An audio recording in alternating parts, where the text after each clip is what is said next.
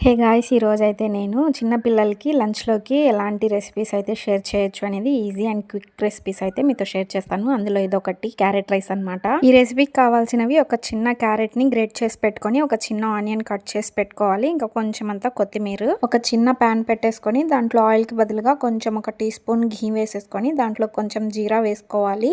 ఆ తర్వాత next cut చేసి పెట్టుకున్న ఆనియన్స్ అయితే వేసుకొని లైట్‌గా ఫ్రై చేసేసుకొని గ్రేట్ చేసి పెట్టుకున్న క్యారెట్ అయితే వేసుకొని ఫ్రై చేయాలి. అండ్ కొంచెం ఫ్లేవర్ కోసం జింజర్ గార్లిక్ పేస్ట్ అయితే వేసుకొని పచ్చివాసన పోయేంత వరకు ఫ్రై చేసేసుకొని కొంచెం సాల్ట్ అయితే వేసుకోవాలి. అందులోనే చిటికెడంత పసుపు వేసుకొని మొత్తం ఫ్రై చేసుకోవాలి. ఈ ప్లేస్ లో మీరు కారం ఆర్ గ్రీన్ చిల్లీ అయినా యాడ్ చేసుకోవచ్చు. మా బాబు తినడు కాబట్టి నేను ఏ స్పైసీ అయితే యాడ్ చేయట్లేదు. లాస్ట్ లో కొత్తిమీర వేసుకొని ఒక 2 మినిట్స్ ఫ్రై చేసేసుకొని ఇంకా ఆపేసుకోవాలి. ఇంకా ముందుగానే కుక్ చేసి పెట్టుకుంటాం కదా రైస్ అయితే కొంచెం క్వాంటిటీ తీసుకొని దాంట్లోకి సరిపోయినంత వేసేసుకోవాలి.